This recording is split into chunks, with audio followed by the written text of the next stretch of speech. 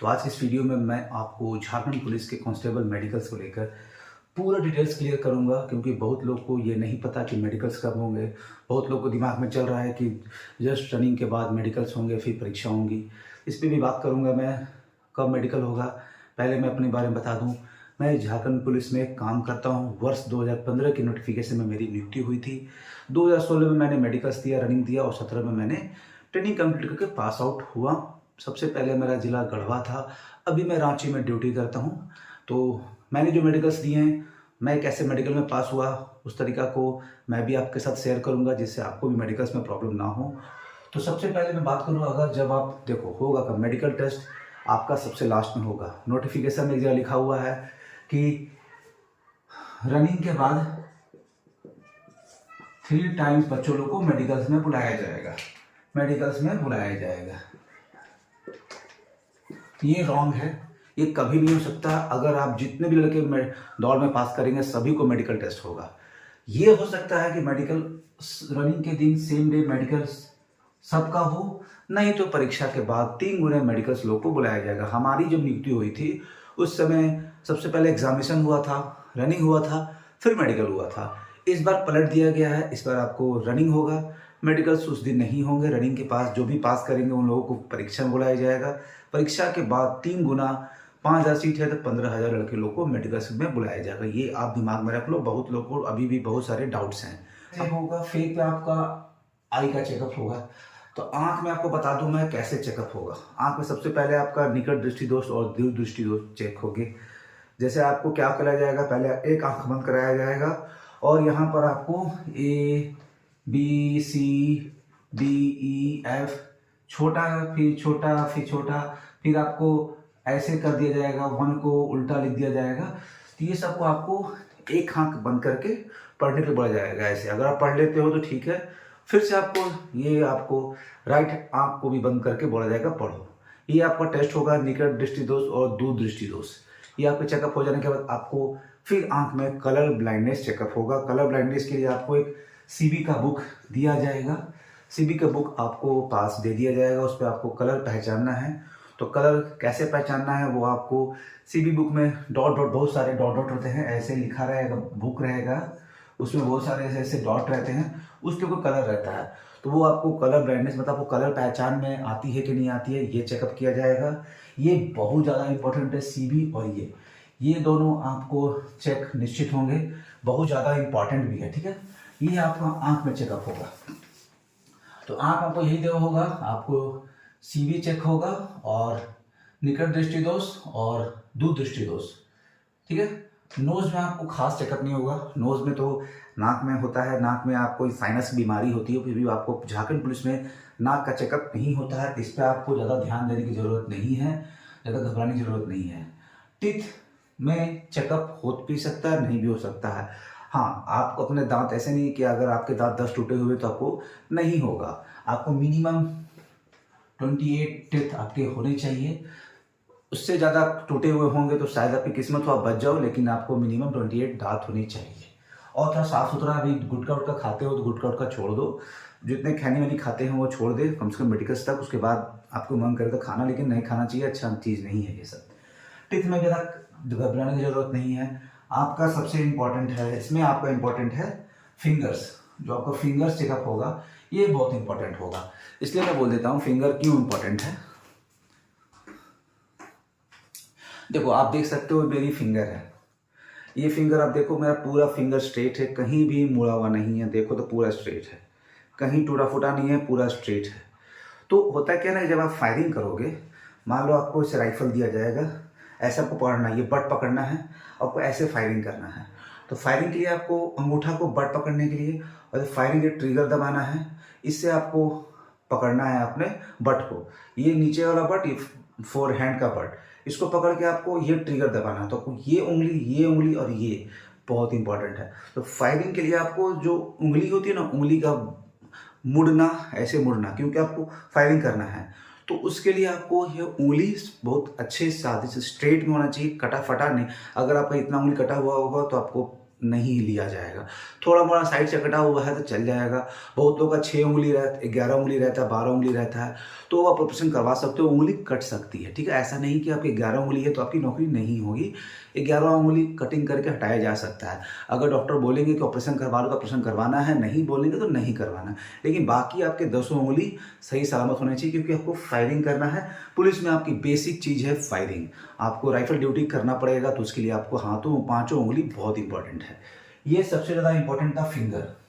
उसके बाद चलते हैं हैंड में। आपके जो हैंड होंगे तो कैरिंग एंगल नहीं होना चाहिए। जो आपका बहुत लोग का हाथ में ऐसे इस साइड जाता है, तो ये भी नहीं होना चाहिए, ठीक है। ये ऐसे कैरिंग एंगल नहीं होना चाहिए। बहुत लोग बोलते हैं कि सर ये मेडिकल टेस्ट जो लिखा हुआ नोटिफिकेशन उसमें कैरिंग एंगल नहीं दिया गया है।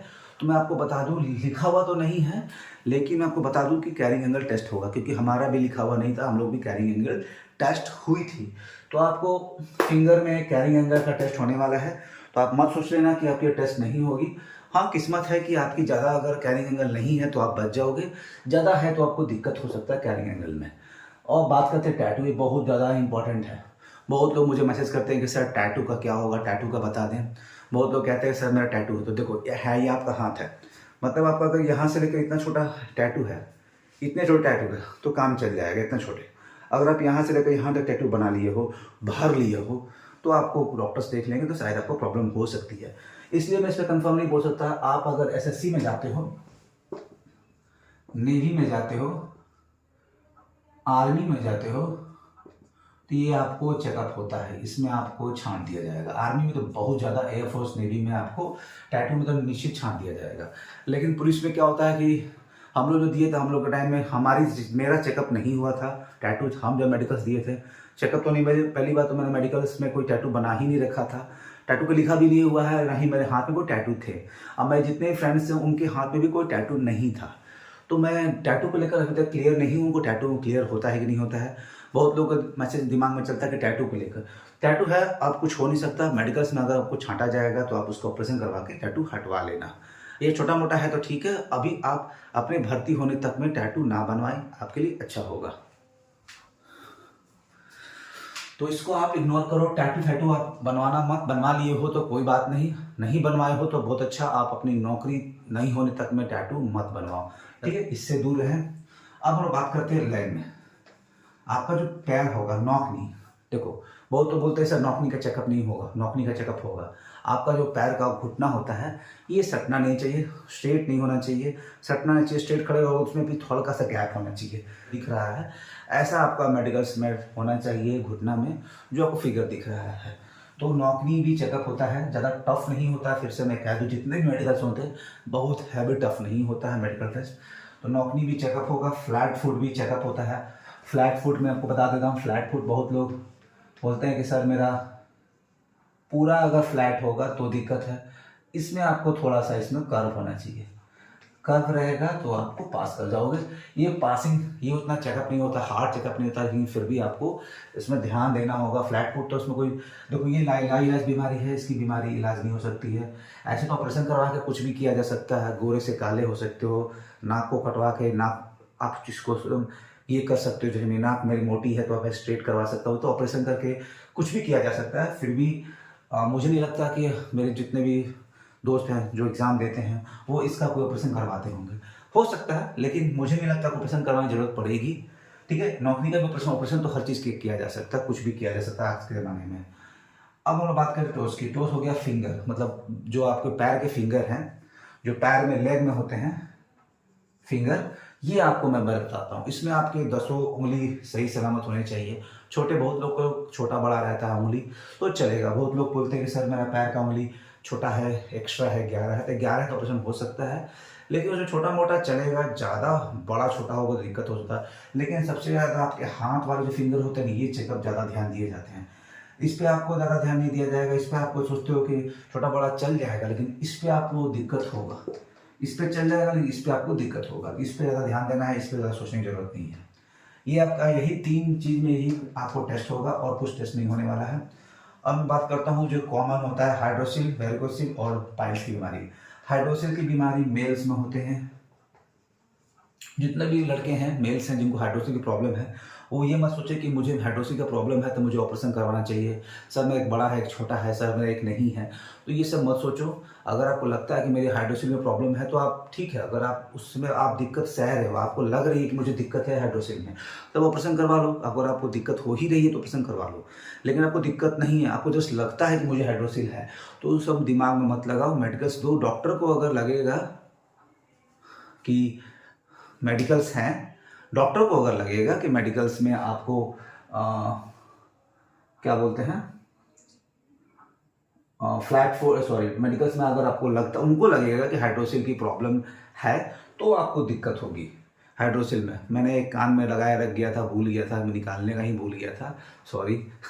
कोई बात नहीं, ज़्यादा ध्यान नहीं देना है।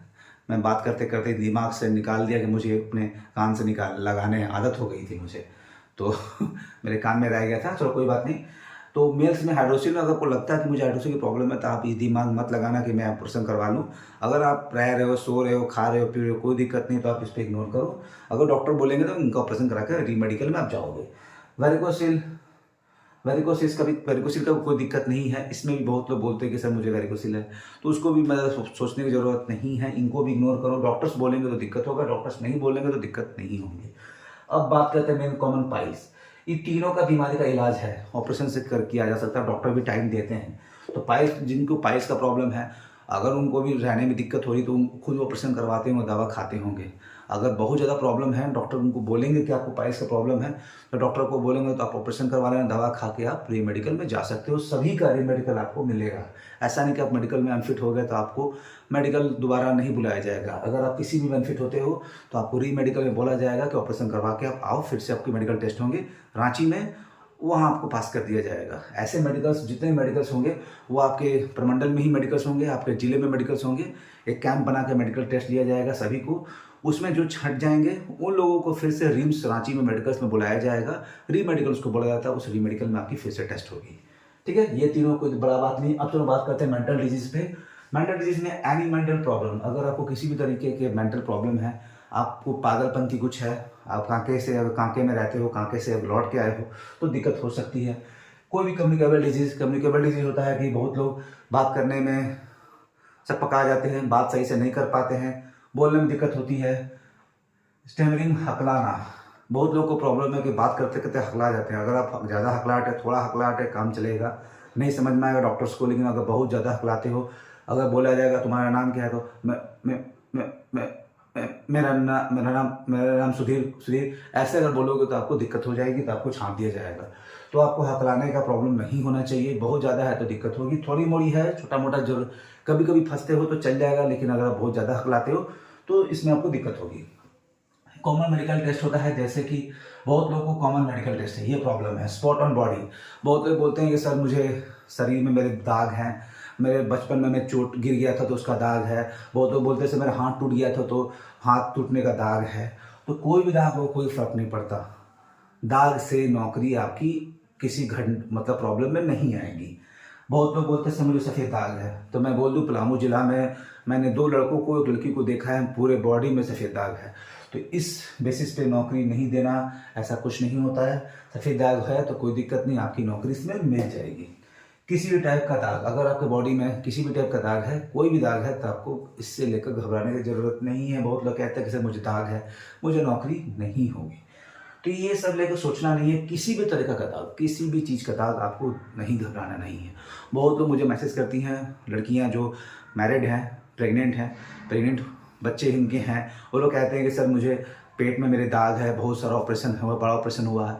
तो डॉक्टर थोड़ी ना बोलेंगे कि आप बच्चे पैदा कर दिए हो तो आपको नौकरी नहीं दी जाएगी। ऐसा कुछ नहीं है। वो कैसा भी दाग हो, कितना भी ऑपरेशन हो, आपको कोई दिक्कत नहीं है। हाँ, उस ऑपरेशन की वजह से अगर आपको रनिंग में प्रॉब्लम है, मेडिकल्स में कुछ प्रॉब्लम हो गई है फिजिकली, तो दिक्कत होगी। अगर आपका शरीर बॉडी फिट है तो आपको कोई ज़रूरत नहीं है मेडिकल्स में घबराने की।